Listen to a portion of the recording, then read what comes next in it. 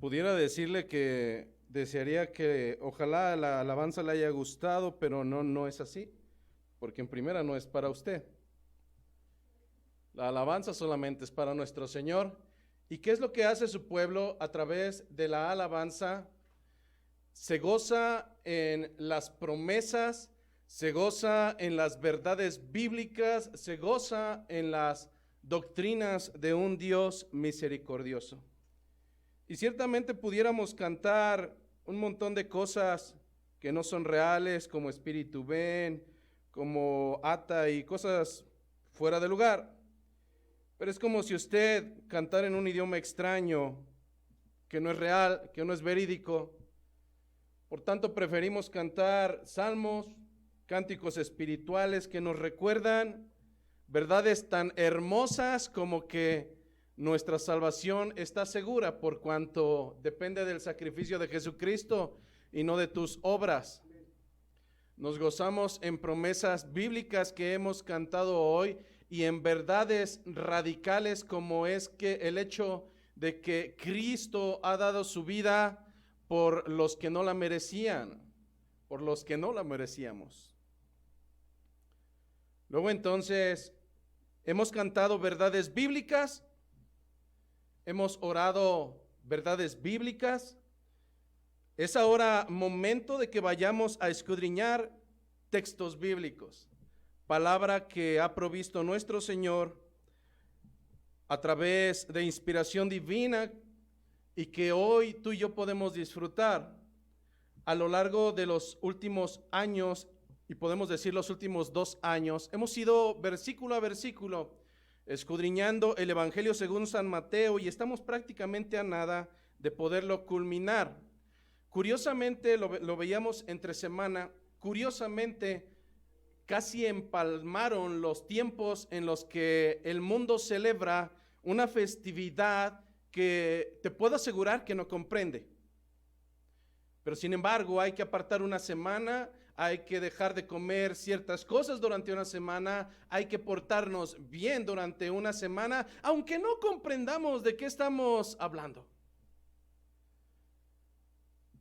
Para evitar que suceda esto entre el mismo pueblo de Dios y que tengamos el sacrificio de Jesucristo como cualquier baratija, prefiero que escudriñemos las Escrituras y tengamos un entendimiento claro de lo que el sacrificio de Jesucristo, la muerte, la crucifixión, el derramamiento de sangre, la ira de Dios en un solo hombre, totalmente Dios, se gestó más de 2000 años atrás.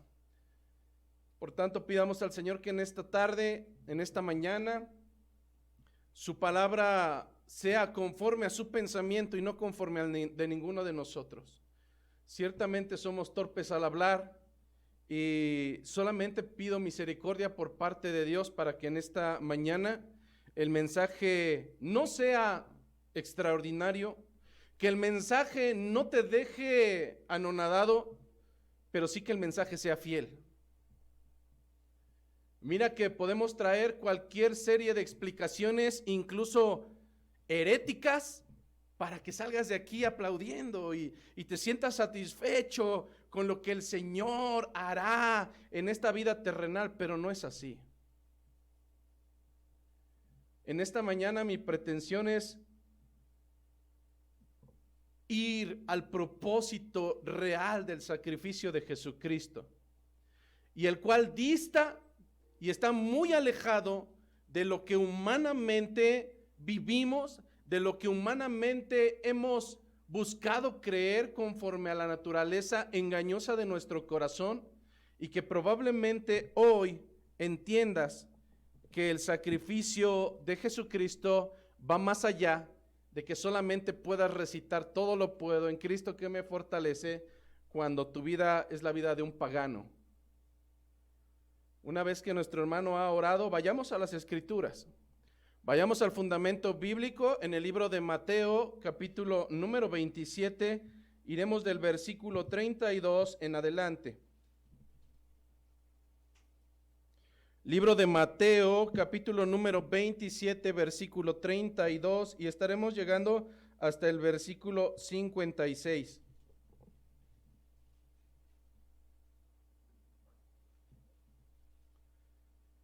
Dicen las Escrituras en esta mañana, en el nombre del Padre, del Hijo y de su Espíritu Santo.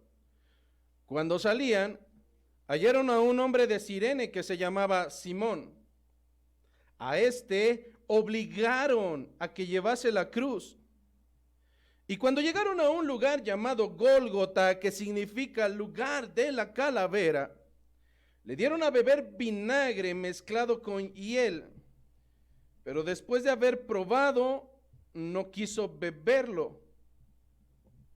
Cuando le hubieron crucificado, repartieron entre sí sus vestidos, echando suertes para que se cumpliese lo dicho por el profeta. Partieron entre sí mis vestidos, y sobre mi ropa echaron suertes, y sentados le guardaban allí.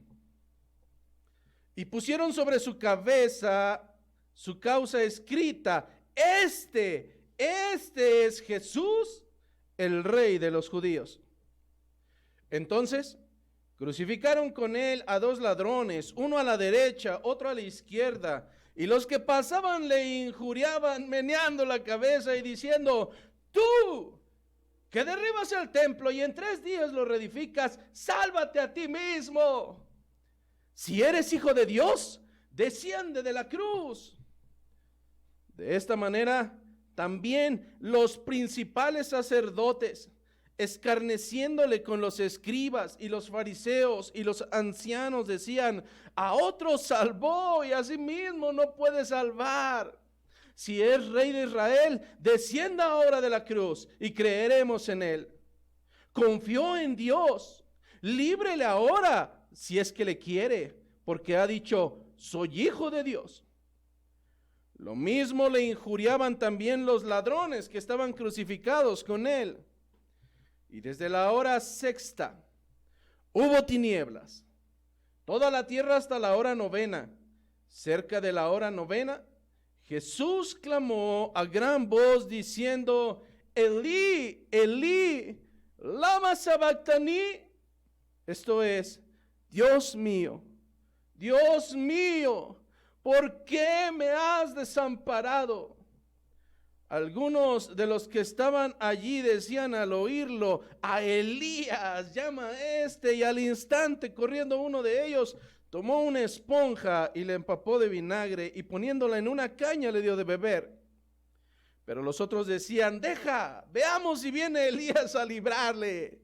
Mas Jesús, habiendo otra vez clamado a gran voz, entregó el Espíritu. Y aquí el velo del templo se rasgó en dos, de arriba abajo, y la tierra tembló y las rocas se partieron, y se abrieron los sepulcros, y muchos cuerpos de santos que habían dormido se levantaron, y saliendo de los sepulcros, después de la resurrección de él, vinieron a la ciudad santa y aparecieron a muchos. El centurión y los que estaban con él guardando a Jesús, visto el terremoto y las cosas que habían sido hechas, temieron en gran manera y dijeron: verdaderamente este era hijo de Dios. Estaban allí muchas mujeres mirando de lejos, las cuales habían seguido a Jesús desde Galilea sirviéndole, entre las cuales estaban María Magdalena, María, la madre de Jacobo y de José, y la madre de los hijos de Zebedeo. Esta es palabra de nuestro amado Señor. El día de hoy ciertamente celebramos lo que habremos de ahora predicar. Y el texto del día de hoy del libro de Mateo capítulo 27, versículo 32 a 56, el día de hoy es sumamente benéfico porque usualmente Mateo nos tiene acostumbrados a que hay al menos 3 libros paralelos más. 3 libros paralelos que se traducen como la versión análoga que puede complementar la historia que hoy es el centro de nuestra atención. Sin embargo, el día de hoy, salvo lo que podamos decir, el día de hoy es sumamente más rico porque tenemos no solamente 3 libros paralelos. El día de hoy uno de los salmos nos estará dando mucha información, y por lo cual de verdad yo te invito que al final del culto en tu hogar con tu familia, continúa siendo el día del Señor, vayas al Salmo 22, te vas a asombrar de cómo es que en aquel momento, 1000 años antes de siquiera el nacimiento de Jesucristo, el Salmo número 22 da detalles cronológicos, perfectos y exactos acerca de la muerte del justo, de nuestro Salvador Jesucristo, 1000 años atrás, antes de su nacimiento. Por tanto, los libros paralelos para el día de hoy, aparte de Mateo 27, 32 al 56, tenemos Marcos 15, 21, Marcos 15, 21 en adelante. Tendremos también la aportación de Lucas capítulo 23, versículo 26 al 49. Lucas capítulo 23, versículo 26 al 49. Juan capítulo 19, versículos 17 al 31. Juan capítulo 19, versículos 17 al 31. Y finalmente, de verdad, hermanos, les recomiendo leer detalladamente y con gozo el Salmo número 22.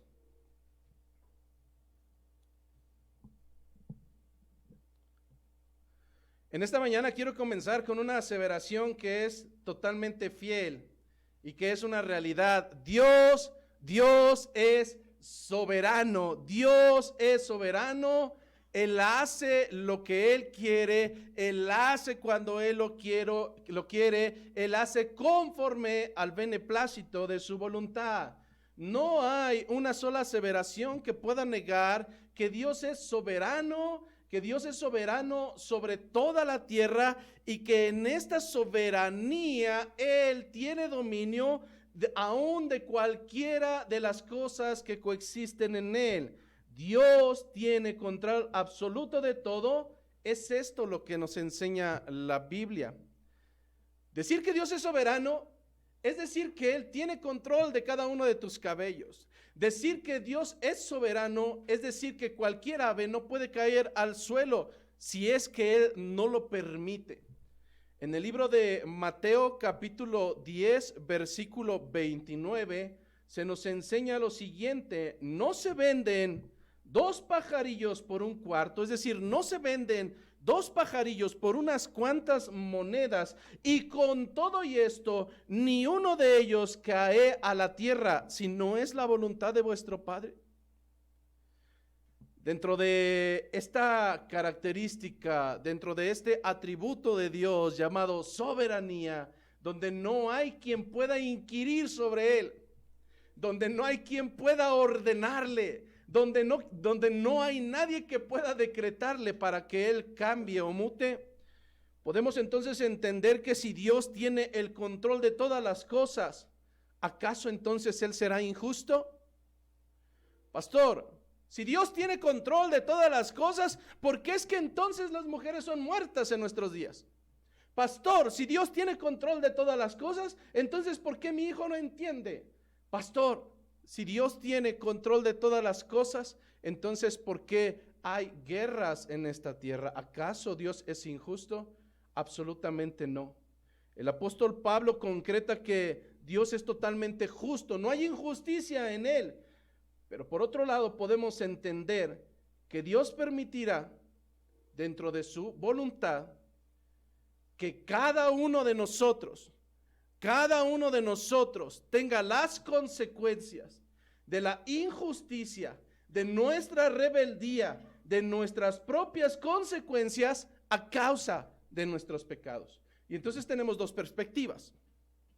Por un lado decimos que Dios es soberano, pero dentro de esa soberanía, Dios permitirá que tú y yo tengamos las consecuencias, no como castigo de Dios, sino como consecuencia de nuestra propia enemistad, terquedad, de nuestra dura cerviz, de nuestra tendencia a hacer lo malo. Luego entonces las consecuencias toman otro carácter. Pastor, tengo efisema pulmonar. Ah, muy bien, es que usted ha fumado toda su vida. ¿Dios lo está castigando? No. Usted tiene las consecuencias de sus obras. Y aún esto está dentro de la voluntad de Dios. Y como esto podremos tener muchos ejemplos, y entonces cuando pareciera que las situaciones que no me gustan, las situaciones que no se acomodan a mi pensamiento, entonces las puedo catalogar como injustas, es todo lo contrario. Aún en las situaciones más drásticas, aún en las situaciones que me parecen más injustas, aún cuando la voluntad y la soberanía de Dios no me son dulces a los oídos porque no obtengo lo que yo quiero, aún con ello podremos decir que la voluntad de Dios es buena, que la voluntad de Dios es agradable y que la voluntad de Dios además es perfecta. Aún en medio de los escenarios más drásticos, aún dentro de los escenarios más injustos, Dios es soberano, Dios tiene el control, Dios tiene propósitos y de acuerdo a su palabra siempre serán de bien y no de mal. Siempre serán de bien y no de mal. ¿Cómo es que puedo llegar a esta aseveración? En esta mañana quiero dejar claridad que aún en medio de los escenarios más drásticos, cuando Dios tiene propósitos y son de bien, la historia bíblica nos muestra que tiene un propósito y ese propósito es dejarnos ver quién es Él. Dejarnos ver su misericordia, por un lado, y nuestra infidelidad y nuestra torpeza por otro lado. A través de la historia de tres diferentes figuras, en esta mañana trataremos de ir clarificando algunos propósitos de Dios, pero finalmente llegaremos al propósito real. No que estos tres propósitos no puedan traer enseñanza a nuestras vidas, pero sí o sí, el sacrificio de Jesucristo tiene un propósito sumamente claro. Las tres historias que veremos y que se engarzan a través de este sacrificio de Jesucristo será, número uno, la historia de un hombre que iba pasando de manera casual, bajo su perspectiva, la historia de un tal Simón de Cirene, de un tal Simón originario de una región llamada Cirene. Veremos una segunda historia, la cual a través del mismo escenario de la crucifixión de Jesucristo nos dejará ver algunos propósitos a través de los legionarios, mayormente conocidos por nosotros como los soldados romanos. A través incluso de los soldados romanos, el día de hoy podemos llevarnos aprendizaje para nuestras vidas, un propósito real, extraordinario a lo que será el cierre de esta predicación. Finalmente estaremos viendo a través de la historia de los testigos oculares de la crucifixión una enseñanza más, un propósito más, dentro del cual también cada uno de nosotros pudiera traer aprendizaje para su vida. Bajo el entendido de que mi trabajo no es entretenerte durante 2 horas, porque si no hubiera sido un payaso. Mi trabajo es traerte enseñanza bíblica, no para tu entretención. Debes entender algo en esta mañana, y es que el Señor está harto, está fastidiado y está asqueado de oidores olvidadizos. Por lo tanto, si tu propósito en esta mañana es estar aquí durante 2 horas sentado y percibir el ruido del aire, estás perdiendo tu tiempo. El Señor busca adoradores, sí, que lo hagan en la emoción, en espíritu, pero también que lo hagan de manera consciente, en verdad. Por tanto, si el Señor está harto de oidores olvidadizos, ¿qué es lo que busca Él? Hacedores, hacedores, hacedores de su palabra. Si ya estás aquí, haz que valga la pena. Céntrate en el aprendizaje para que a partir del día de hoy mismo lo lleves a la práctica. La historia comienza narrándonos cómo es que momentos en que ya se había dado el juicio de Jesucristo y en el momento en que está declarada su muerte a través de la muerte más humillante que podría haber en su tiempo, se le obliga a cargar la cruz. Sin embargo, nuestro primer participante, y sobre el cual espero el Señor nos traiga aprendizaje bajo propósito, es un tal Simón de Cirene. Recordamos que bajo la tradición hebrea era la costumbre, y además era en conformidad de la ley, que la ejecución no fuera dentro del campamento. Esto es lo que nos dice el libro de Éxodo, Levítico, el libro de Números. La ordenanza del Señor fue que cuando se hiciera expiación por los pecados, esto se hiciera fuera del campamento, no dentro de él. La misma costumbre se mantiene, sin saberlo, los romanos están haciendo la expiación de los pecados. Ahora ya no a través de un tabernáculo, ahora a través del sacrificio perfecto. Y de la misma manera no se hizo dentro de Jerusalén, se hace al exterior, en un lugar donde acostumbraban a hacer este tipo de matanzas. Luego entonces, en ese camino, recordamos que estamos en la festividad de la Pascua, cercanos a la festividad de la Pascua, donde al menos una ocasión al año los judíos de las diferentes regiones tendrían que ser partícipes de esta celebración en caso de que no hubiera un lugar registrado o un lugar válido en sus lugares de orígenes. La afluencia de gente era muy grande y por tanto no era fuera de lo común que en ese lugar llamado el Gólgota hubiera personas que tal vez fueran de camino a Jerusalén a celebrar la Pascua. Curiosamente, la historia nos narra cómo es que pasando Simón de Cirene, aun cuando los crucificados o los que iban a ser crucificados eran obligados a llevar su propia cruz, la historia nos narra cómo es que Jesucristo recién había sido azotado. Cuando hablamos del azote de Jesucristo, lo veíamos la semana pasada, no es que te hacen con unas palmaditas en la espalda, no es así. La historia romana narra cómo es que alguien que era azotado era atado de sus brazos a un mástil, por tanto no podría hacerse a ningún lado, sí o sí tendría que recibir el castigo que le era dado por parte de los romanos. Veíamos la semana pasada cómo es que este castigo de los azotes constaba en un pequeño artefacto con un mango de madera, el cual tenía correas de piel, dentro de las cuales en las puntas tenían atados pedazos de metal, además de huesos corroídos, que al impactar en la espalda de cualquier ser humano, no solamente causarían un impacto, no solamente causarían profundo dolor, sino que además existía una alta probabilidad que arrancaran trozos completos de carne del castigado y por tanto una alta probabilidad de que su cuerpo se desangrara, de que perdiera fortaleza. La escena anterior nos narró esto de tal manera que a los condenados, en el caso de Jesucristo, y de acuerdo a Juan 19, 16 y 17, Jesús también llevó su propia cruz, pero no por mucho tiempo. Pasando Simón de Cirene, es obligado a llevar esa cruz. ¿Cómo es que un hombre podría ser obligado a llevar algo de los romanos?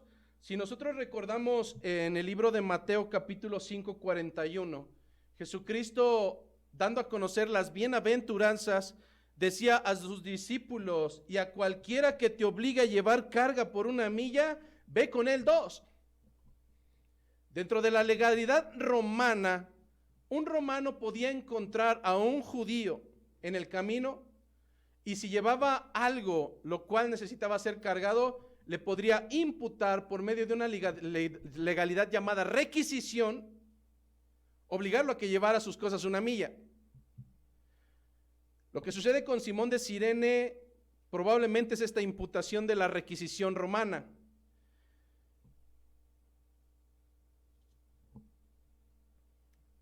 A primera vista, si tú fueses Simón de Cirene, tu primer pensamiento sería que esta es una situación mala. Y tal vez pensaría: ojalá y no hubiese pasado por aquí. Me hubiera ido por el otro lado. Mas quiero que veamos que el hecho de que Simón de Cirene sea obligado a llevar esa cruz hasta el Monte Calvario, hasta el Gólgota, de manera implícita lo lleva a presenciar la crucifixión de Cristo. ¿Y eso qué, pastor? ¿Y qué que haya sido obligado a llevar la cruz y que esté presente por ese motivo a presenciar? Pues ya estoy aquí, ya me quedo. Pues que el hecho de presenciar la crucifixión de Cristo, de acuerdo a algunos teólogos, le llevó a dar cuenta de quién era ese hombre a quien estaban crucificando. Este hombre Simón, de una región de Cirene, hay una alta probabilidad que se dio cuenta que en el momento en que Jesucristo fue crucificado, aquel tiempo se mantuvo bajo obscuridad repentina. Seguramente dio cuenta que al expirar Jesucristo, la tierra tembló, al igual que los que estaban presentes. Seguramente unos días después dio cuenta del testimonio de los miembros del Sanedrín de cómo es que a la expiración de Cristo, aquel velo que separaba el lugar santo del lugar santísimo, de la nada fue rasgado de arriba hacia abajo. Sin darnos cuenta, el hecho de ser obligado a llevar una cruz llevó a Simón de Cirene a alcanzar misericordia. Hay una alta probabilidad, hermanos, hay una alta probabilidad que este simple hecho le haya llevado a alcanzar misericordia de salvación, no solamente para él, sino también para sus hijos. Pastor, a ver, creo que ya está sacando una doctrina fuera de contexto. Usted nos había dicho que el texto dado a uno de los centuriones romanos, cree tú y tu casa será salva, no es una doctrina, y estoy totalmente de acuerdo. Lo que quiero darte es información real. Si nosotros recordamos, el texto de Mateo está destinado para los judíos, para un público netamente judío. Desde el principio al fin encontraremos que Mateo refiere para que se cumpliesen las profecías o para que se cumplieran la palabra. Hace remembranza porque está dirigido para un público judío. El libro de Marcos, a diferencia del libro o el evangelio de Mateo, no está escrito ni destinado para un público hebreo. Está destinado y escrito para un público romano, bajo el entendido de que más tarde se expandiría el evangelio. Y todavía veo caras acerca de, ¿y eso qué? Mientras el libro de Mateo, dedicado a los hebreos, solamente menciona un tal Simón de Cirene, el libro de Marcos añade un poco más de información.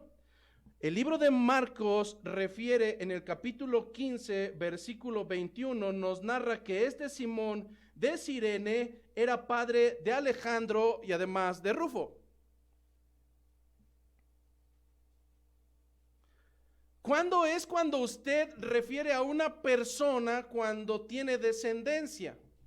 Usualmente porque quieren que lo ubiques, porque saben que está dentro de tu pensamiento, solamente hay que darte un poco más de información para que lo puedas catalogar.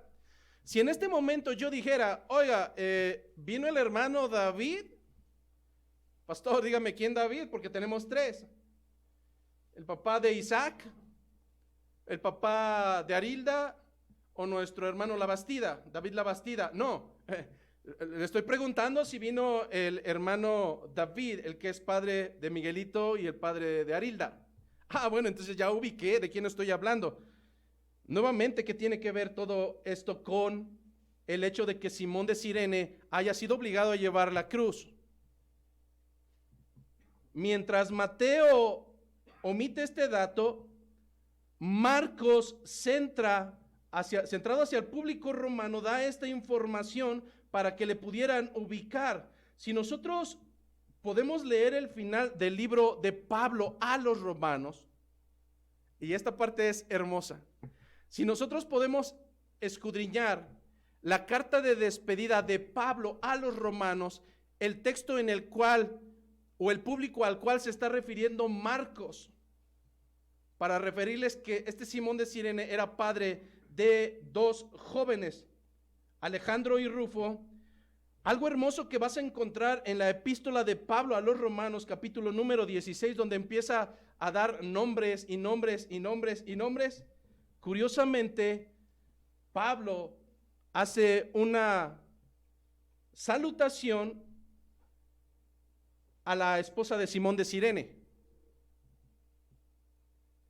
Cuando tú lo busques, no encontrarás a Simón de Cirene, pero sí encontrarás que Pablo está pidiendo que saluden a Rufo y a la madre de este, que también la considera como madre suya. Bajo el fundamento bíblico podemos observar, de acuerdo a los teólogos, y esta será la primera enseñanza de esta mañana, el primer propósito, que ser obligado a llevar la cruz de Cristo, que ser obligado a llevar la cruz de Cristo, aun cuando lo hagas a regañadientes, tendrá un propósito y será el alcanzar misericordia, no solamente para ti, sino alcanzar misericordia para los tuyos. Padres de familia, la primera enseñanza es para ustedes en esta mañana. Llevar a tus hijos a unas regañadientes delante de la cruz de Cristo, llevar a los tuyos a unas regañadientes delante del sacrificio de Jesucristo, puede traer un propósito hermoso para cada uno de nosotros, y es que esto buscará que ellos alcancen misericordia. Instruye al niño en su camino, instruye al niño en su camino, y aun cuando fuere viejo, no se apartará de él. El segundo grupo de personas que podemos encontrar en la crucifixión de Cristo, les llamamos los legionarios o los soldados romanos.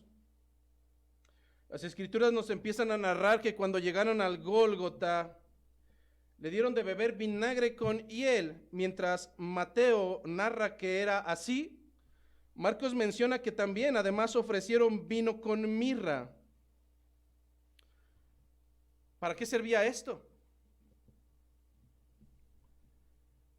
Los teólogos concuerdan en que en el tiempo de Jesucristo no existían analgésicos como los tenemos hoy en día. No existía el naproxeno, no existía la betametasona y algunos otros medicamentos más, pero había analgésicos como el vino con mirra, el cual busca disminuir el dolor. Sea una o sea la otra postura, Jesucristo se niega a tomarlos. Hay algo interesante en esto, hermanos, y es que Jesucristo opta por llevar el dolor, opta por llevar la angustia de nuestras transgresiones de una manera consciente y sin disminuir el dolor que esto pudiera causar. Cuando nosotros nos decimos seguidores de Cristo, tal parece que en esta parte no somos seguidores de Cristo.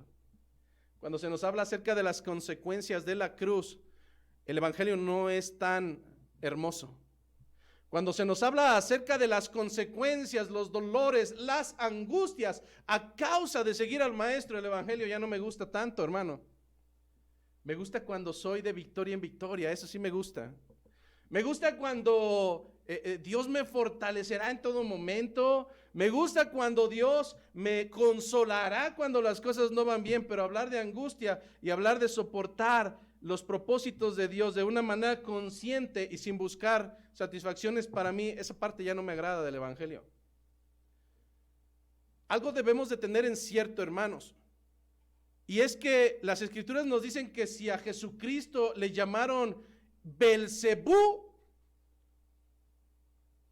o Satanás, ¿qué pueden esperar los seguidores? Si al Señor lo escarnecieron, si al Señor lo humillaron, si al Señor lo golpearon, si al Señor le vejaron, le insultaron, ¿qué puede esperar un seguidor? ¿Nieve con almendras? Absolutamente no. Lamentablemente hoy vivimos en una época donde el evangelio se ha adulterado, se ha prostituido y entonces todo es bienaventuranza. Y entonces el evangelio debe de traer prosperidad, porque si no, no la trae, entonces estamos en el evangelio equivocado. Hermano, debemos entender que el evangelio de Jesucristo sí o sí traerá las consecuencias implícitas de ir en contra del mundo. En los textos bíblicos no vamos a encontrar una descripción gráfica acerca de la crucifixión de Jesucristo. En las escrituras no encontraremos que los clavos con que se traspasaba a los crucificados medían al menos de 18 a 20 centímetros. En las escrituras tal vez no encontraremos que el muerto en la cruz moría de una insuficiencia o cardíaca o respiratoria. La posición y el desangramiento le llevaba a que sus pulmones no pudieran tomar aire. No la podemos encontrar ahí en las escrituras, pero te recomendaría que buscaras un libro que se llama La explicación médica o científica de la muerte de Jesucristo y te llevarás grandes sorpresas. Porque mientras el mundo dice, ay sí, la crucifixión de Jesucristo, sí, la semana mayor, vamos a abstenernos de algo. No. El sacrificio de Jesucristo de por sí fue doloroso, implica muchas otras cosas más. Sin embargo, las escrituras no ponen énfasis en el dolor que sufrió Jesucristo, porque ese no es el centro, ese no es el motivo, ese no es el propósito. No estoy diciendo que no importe, pero si realmente hay un propósito, es el hecho en que nuestro Señor fue afligido no solamente en cuerpo, sino en alma, para hacer ofrenda a raíz de tus pecados, a raíz de mis faltas, a raíz de nuestras transgresiones.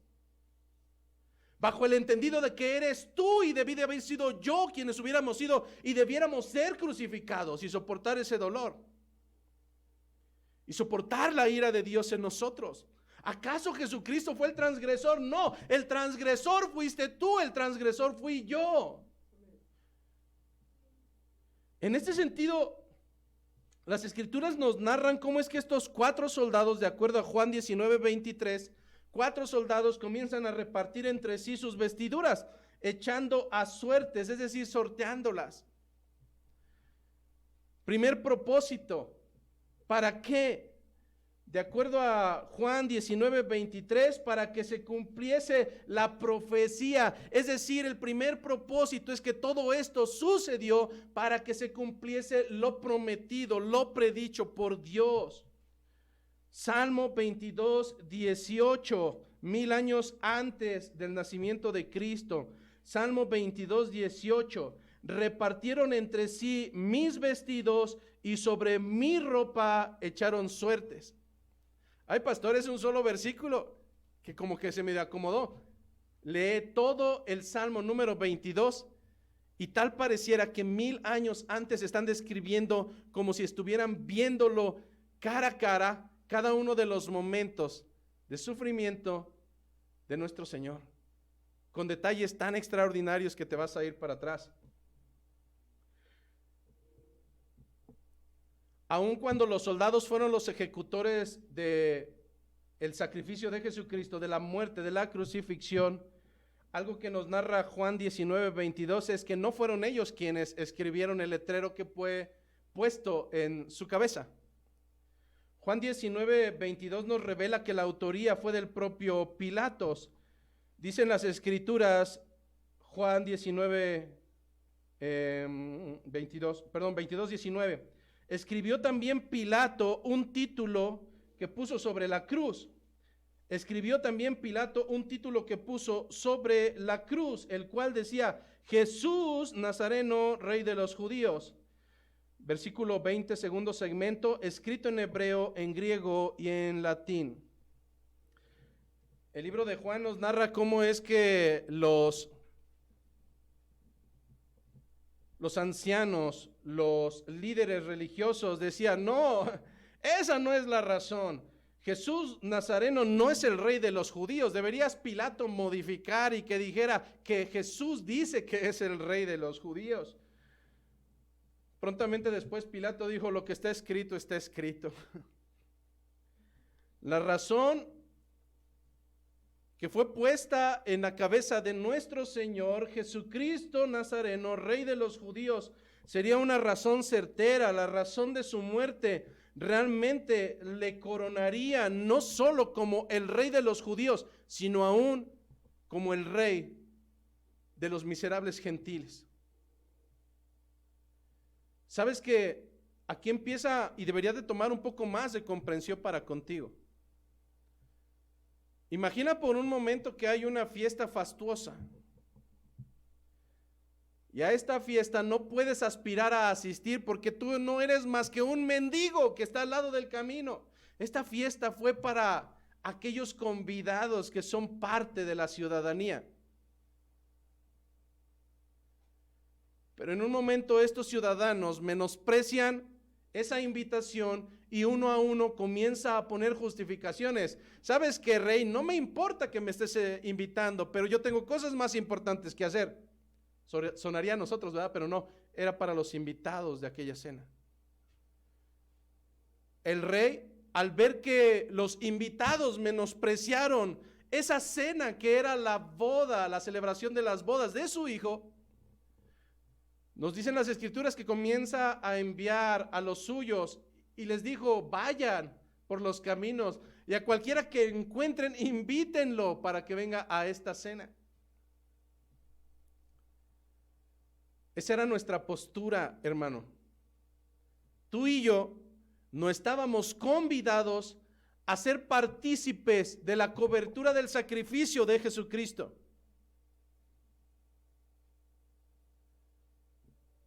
Jesucristo el Nazareno no solamente se coronó como Rey de los judíos por misericordia, por gracia, por la tendencia de hacer lo bueno, aún por quien no lo merece. Es que tú y yo podemos estar convidados y ser partícipes de glorioso sacrificio.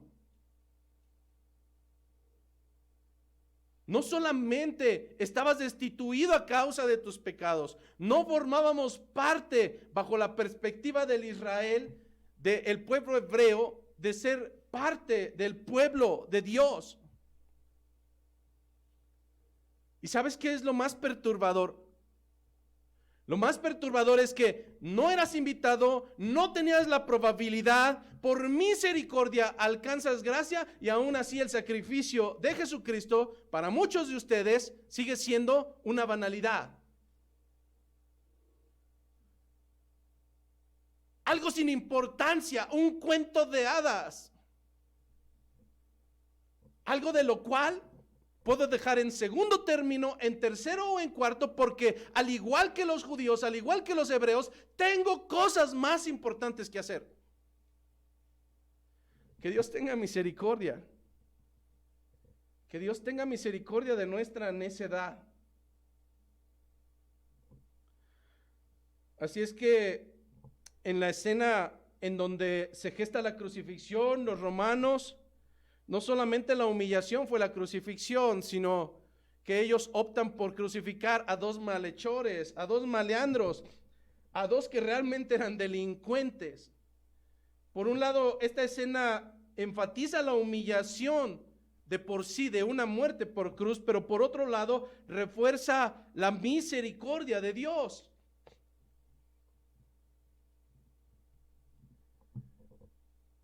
Mientras ellos tal vez pensarían que sería todavía más degradante el no solamente crucificarle, sino poner a dos malhechores al lado de él, nuevamente vemos que en esta postura hay un propósito. Y esta es extender la misericordia, la misericordia, la misericordia de Dios. ¿Acaso el Señor no fue enviado para salvar lo que se había perdido? Él no fue enviado a los sanos, Él fue enviado a los enfermos. Y en ese momento de cruz, no solamente los que pasaban le insultaban, no solamente los judíos le insultaban, no solamente los religiosos le estaban insultando, también uno de los crucificados a su lado se llenaba la boca de maldecirle, de injuriarle. de hacer burla de él hasta el último momento. ¿Qué clase de hombre? ¿Qué clase de hombre aún en el último momento sigue pecando? Uno que por naturaleza es malo y no ha alcanzado misericordia. Pero por otro lado, tenemos a uno más que de acuerdo a Lucas 23, aún sin saberlo, está procediendo a fe en Cristo. En sus últimos minutos de vida alcanza misericordia a través del concepto que nos narra Hebreos,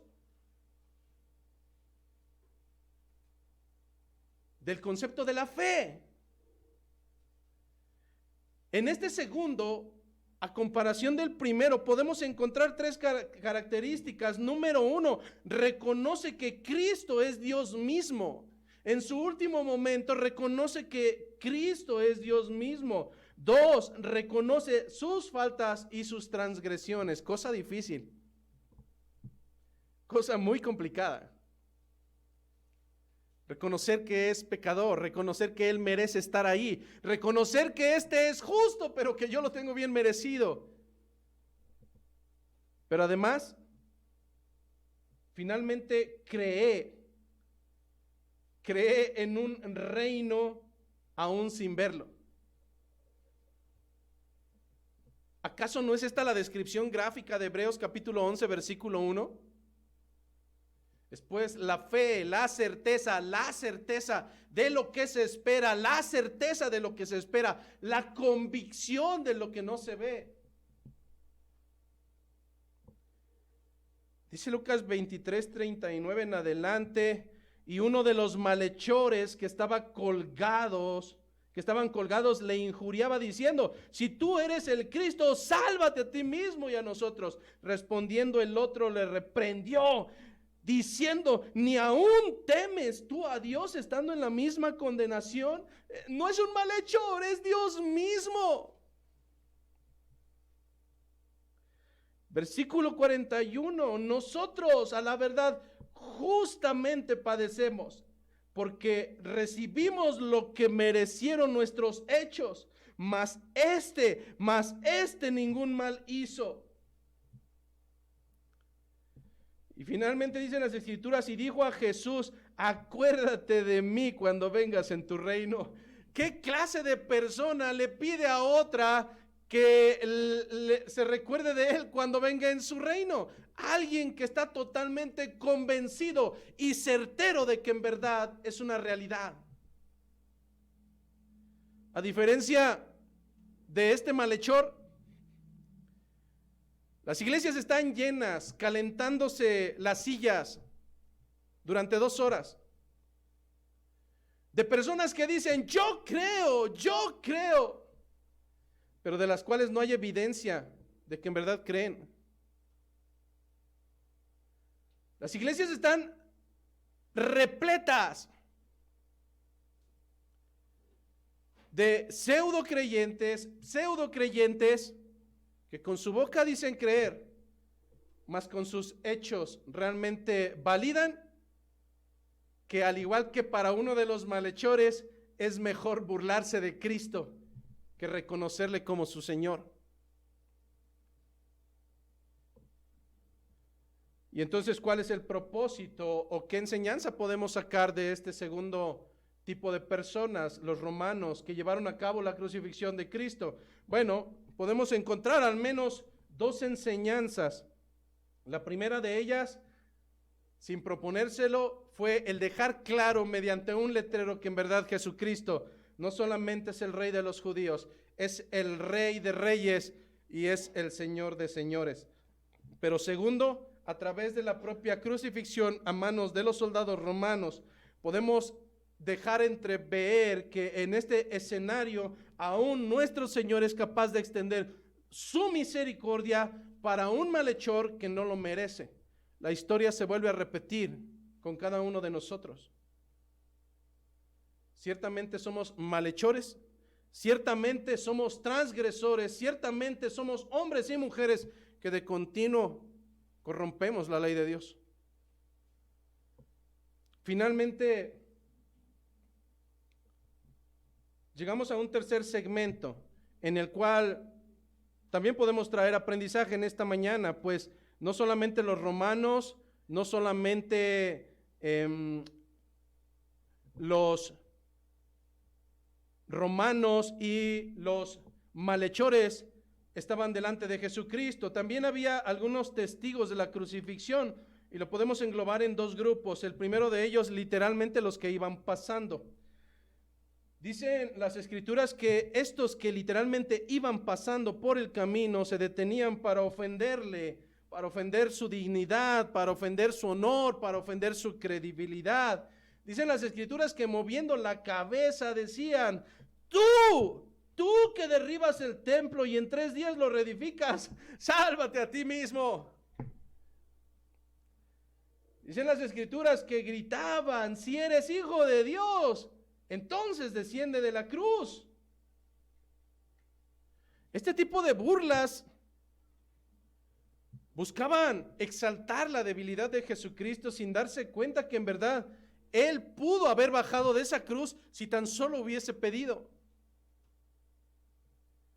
Y lejos de exaltar su debilidad, si algo podemos exaltar es realmente el gran amor por el cual permaneció en ella. Seguramente estos hombres habían sido partícipes de los milagros de Jesucristo, o al menos habrían escuchado hablar acerca de ello y de sus misericordias. Sin embargo, es más fácil para un pecador burlarse y blasfemar a Jesucristo que reconocer la grandeza de Dios.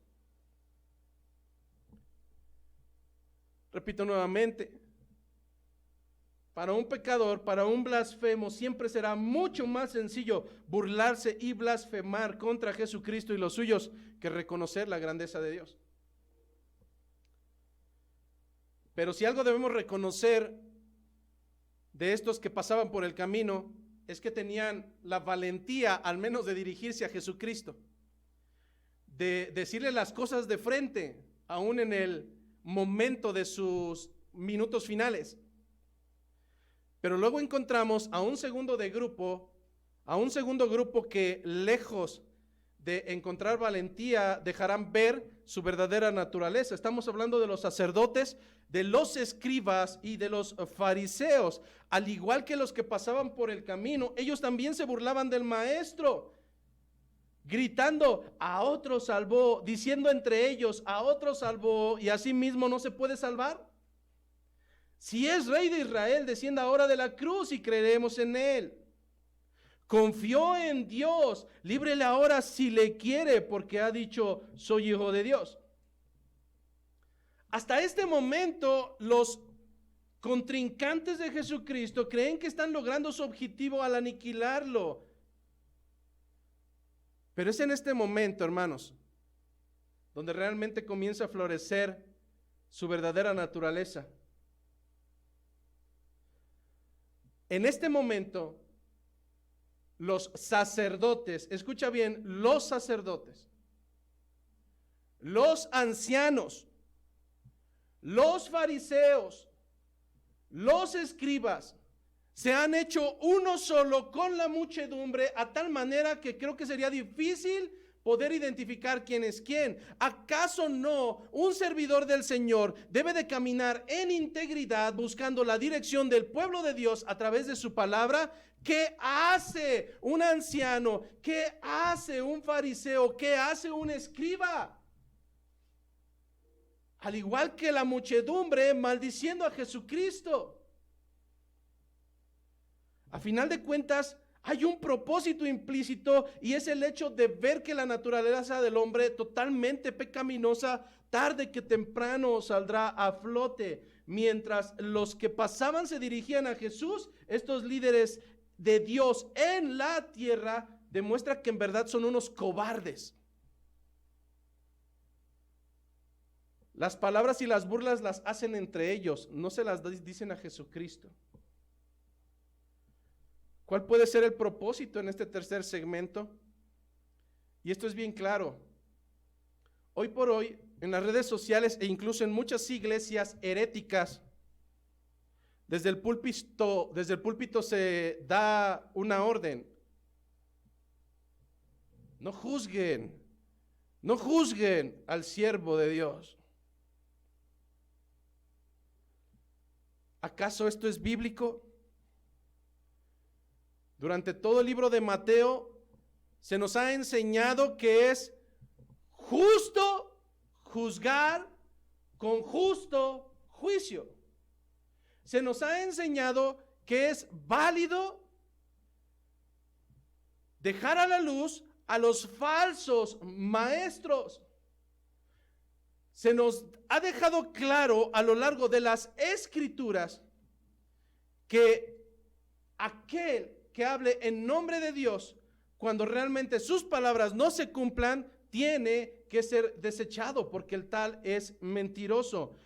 En el sentido de los fariseos, de los escribas, de los ancianos, de los líderes religiosos de aquel momento, lo único que podemos alcanzar a ver es que en ocasiones el demostrar que la religiosidad, aun cuando están delante de Cristo, de nada sirve. De nada sirve cuando el corazón da cuenta de qué es lo que abunda en él. El libro de Mateo 7:21 nos recuerda que no todo el que le diga Señor, Señor, no todo el que le diga Señor, Señor entrará en el reino de los cielos, sino ¿quién? Quien hace la voluntad del Padre. Oiga, pero es pastor. Si no hace la voluntad del Padre, es digno de burla. Las características para un anciano dicen que sea irreprochable, no solamente de los de adentro, también de los de afuera. Porque de otra manera traemos vituperio para el nombre de Dios. El hecho de ser religioso, el hecho de mostrar una fachada, de estar delante de la cruz de Cristo, no refleja absolutamente nada. Tarde que temprano el corazón dará cuenta de qué es lo que abunda en él. Y esto es lo que estaba sucediendo con los fariseos de aquel entonces. Continúa diciendo Mateo 7:21, muchos me dirán en aquel día, muchos me dirán en aquel día, Señor, Señor, ¿no profetizamos en tu nombre y en tu nombre echamos fuera demonio y en tu nombre hicimos muchos milagros? El versículo 23 es totalmente tajante. La respuesta del Señor es, y entonces les declararé, nunca os he conocido, apartados de mí, hacedores de maldad.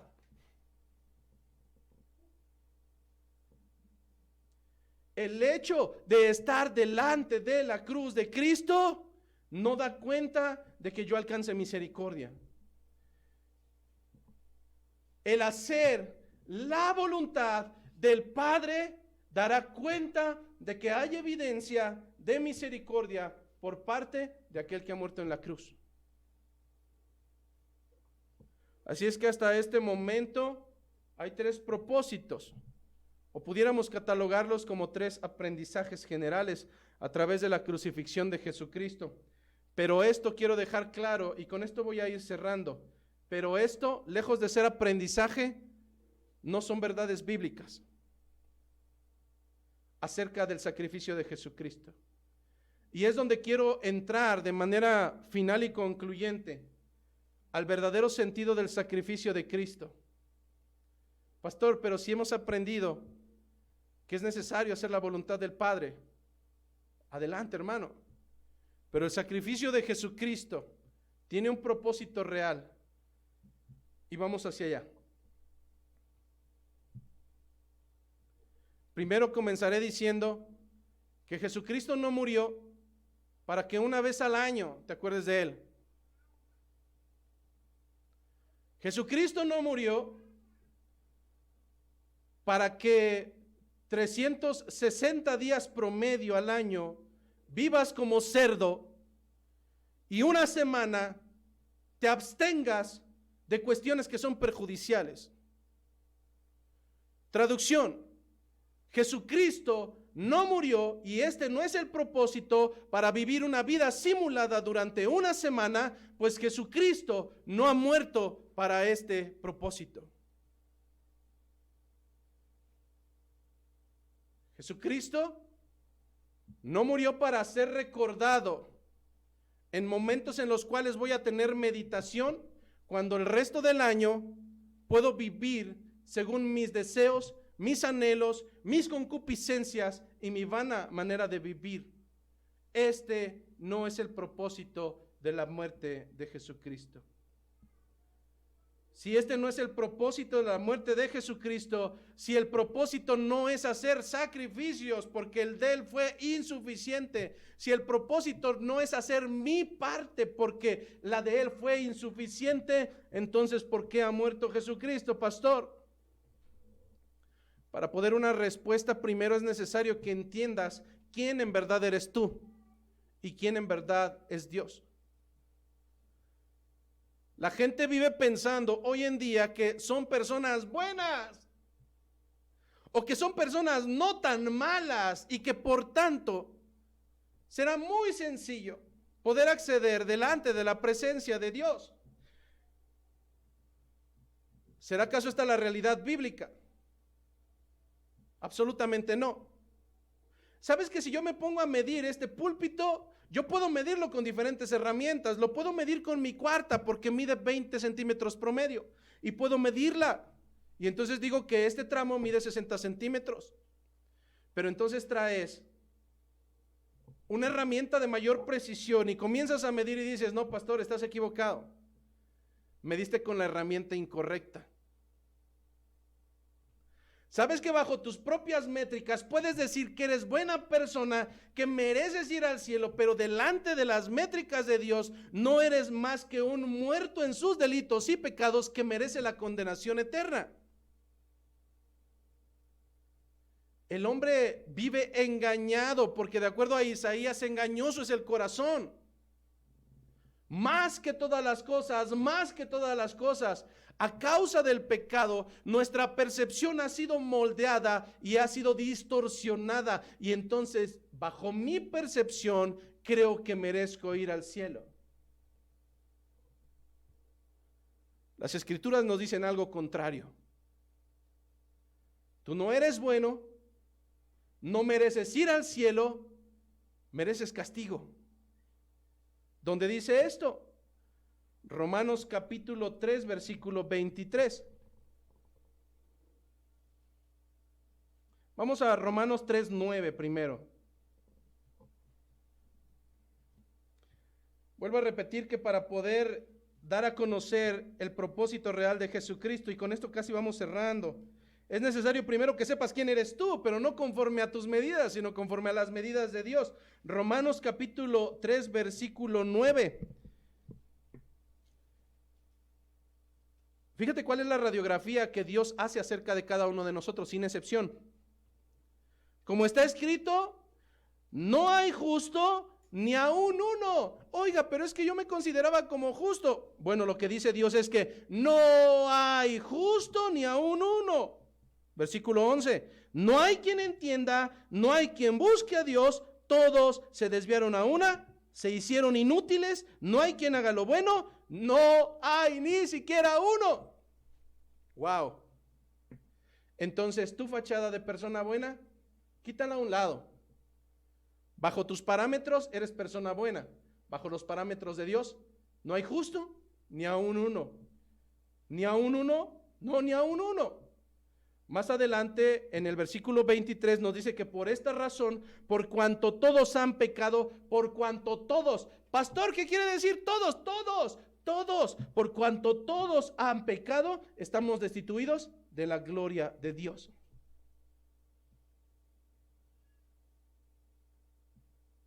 Tres nueve dice que todos, judíos y gentiles, todos. Entonces, primer característica, ¿eres persona buena? No. Eres un vil pecador, miserable, que no debiera de tener justicia.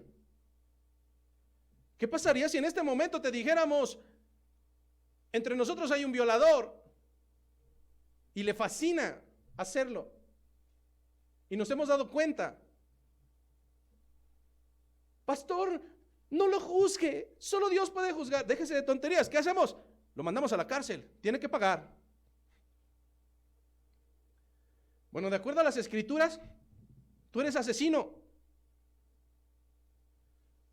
Todo aquel que se ha molestado con uno de sus hermanos y le ha llamado tonto, racá, fatuo, es asesino. Primera característica, eres asesino. Segunda, ¿cuántas veces no has anhelado una mujer o un hombre sin que sea tu esposa o tu esposo?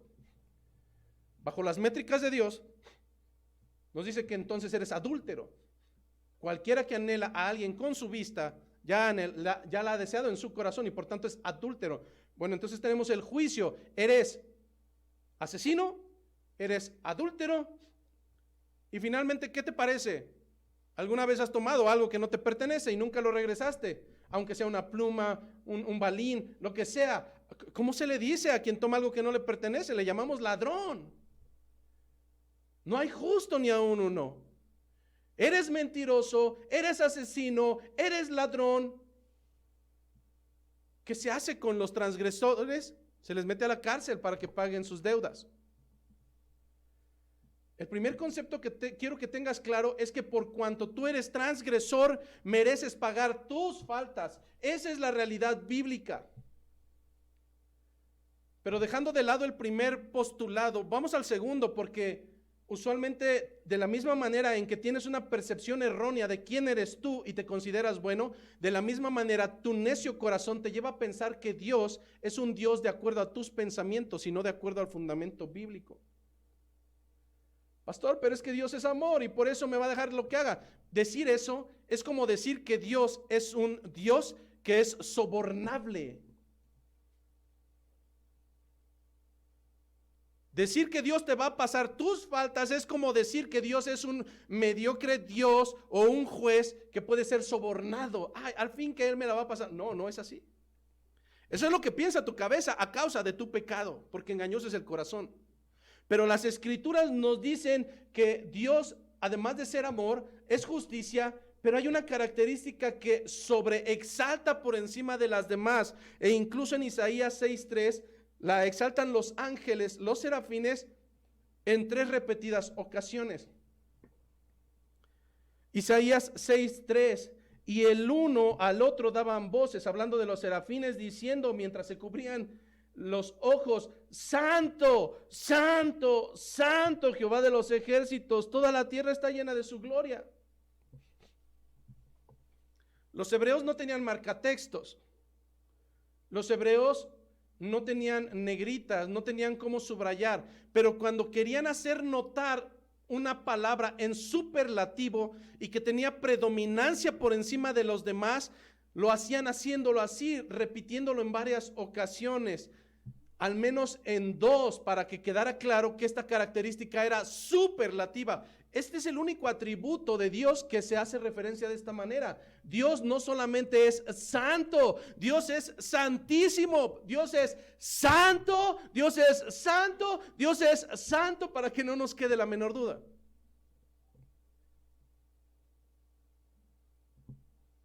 La santidad se traduce como estar apartado de toda impureza inmoral. Luego entonces, si Dios es santo y está apartado de toda impureza moral, ¿cómo es que pretendes que tú vas a poder entrar delante de la presencia de Dios si te acabo de dar cuenta a raíz de las escrituras que eres impuro a más no poder? Si las escrituras me dicen que Dios es no solamente santo, Dios es santísimo, Dios no puede estar en la presencia de cosa inmunda, o viceversa, cosa inmunda como tú y como yo, no puede estar presente delante de un Dios que es santo, que es santísimo. El pueblo hebreo lo tenía claro. Cuando Jehová manda hacer el tabernáculo de reunión, mandó hacer 2 divisiones al interior, y en una de ellas podía entrar los sacerdotes. Era el lugar santo.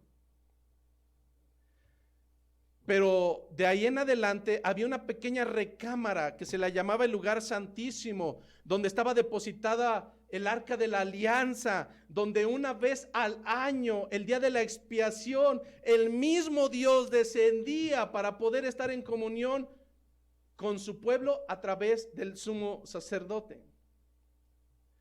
Una sola vez al año, el día de la expiación, el sumo sacerdote podría entrar, nadie más podía entrar ahí. El sumo sacerdote, una vez al año, el día de la expiación, podía entrar no al lugar santísimo, no al lugar santo, sino al lugar santísimo. Dios dio la ordenanza porque sabía que cosa inmunda no podría estar delante de él. Dio la ordenanza que dentro de la vestimenta del sumo sacerdote debería de tener en la parte inferior unas campanillas para que cuando entrara delante de la presencia del Señor el día de la expiación, si éste no se encontraba puro, si éste no se encontraba santo, si éste no estaba apartado de la impureza moral, caería fulminado. Y el pueblo, antes de que entrara el sumo sacerdote, amarraba una cuerda de su pierna, porque sabía que mientras las campanillas sonaran, la había librado, pero en el momento en que no sonaran más, tendrían que sacar a ese hombre arrastrando, porque había caído fulminado delante de la presencia de un Dios que es santo. Por tanto, vuelvo a preguntar, ¿cómo pretendes que tu bondad o tu métrica de bondad te permita entrar a los cielos cuando Dios es santo y cosa inmunda no puede estar delante de él? Entonces podemos decir que Dios ama a los inicuos, Dios ama a los pecadores. Absolutamente no. Dios detesta no solamente al pecado, Dios detesta al pecador. Dios no puede estar delante de ellos.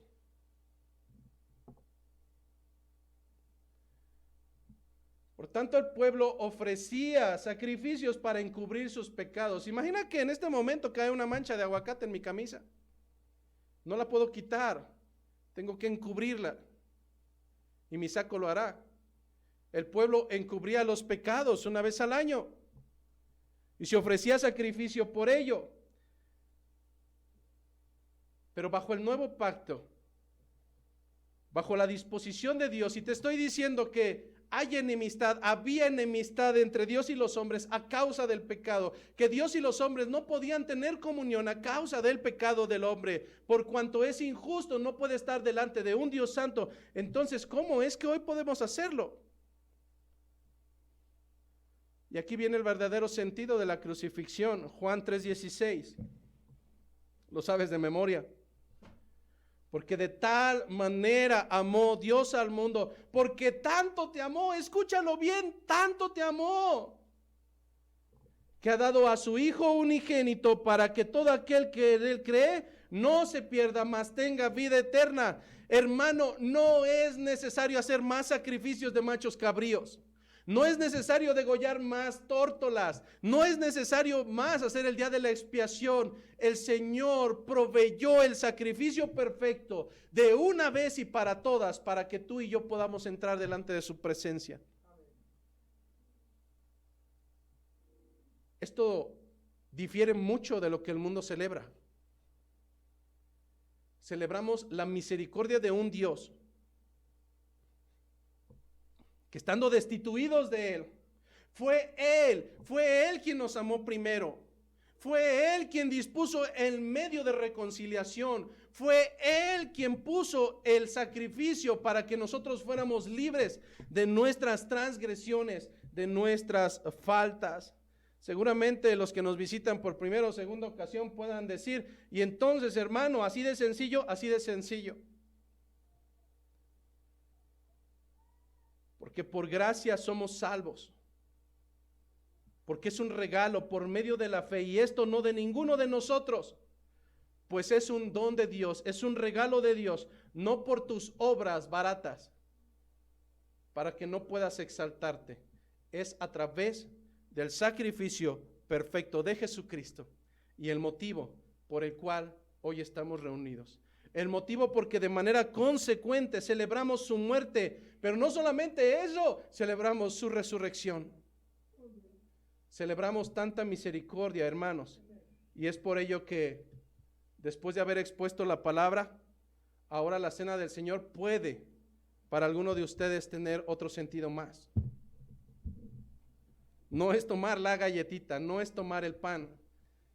Es recordar que de la misma manera en que es quebrantado ese pan, fue quebrantado nuestro Señor para limpiar nuestras faltas. El velo se abrió de arriba hacia abajo. ¿Cuál velo? El que se interponía entre el lugar santo y el lugar santísimo. No hay más obstáculos a través de Jesucristo. No los hay más. Tú y yo podemos entrar confiadamente delante del Señor a tal grado de decirle, Abba Padre. En el amor de Cristo espero que tengamos otra oportunidad para ahondar todavía mucho más. Podemos pasar 8 domingos hablando acerca del sacrificio de Jesucristo y no terminaríamos. Pero es necesario continuar con la celebración en este día. Y de la misma manera en que nos hemos gozado a través de las palabras que han sido cantadas, la palabra de nuestro Señor, y de la misma manera en que nos hemos tal vez gozado o tal vez hemos sido redarguidos a través de la palabra expuesta, ahora de acuerdo a su palabra también es necesario que sigamos en obediencia. La palabra nos insta a que ya no es necesario a través de la ley ofrendar o dar un diezmo por obligación. No es así. Pero las Escrituras nos dicen que al principio de la semana cada uno aparte según haya prosperado. Pero da características mayores. Dice que cada uno dé como propuso en su corazón. Si mi corazón es avaro, actuará como avaro. Pastor, ¿nos está coaccionando? No, hermano. Le estoy diciendo que suplique por misericordia del Señor. Le acabo de narrar que el Señor dispuso a su propio Hijo. De tal manera que también el ofrendar da muestra de que tenemos libertad de podernos separar de aquello que tanto amamos. Mas las Escrituras son claras y nos dice que no lo hagas con tristeza, pero tampoco lo hagas por necesidad, porque Dios ama al dador alegre. Y si Dios ama al dador alegre, por tanto quiero suponer que detesta a quien lo hace por cualquier otra razón. Hermano.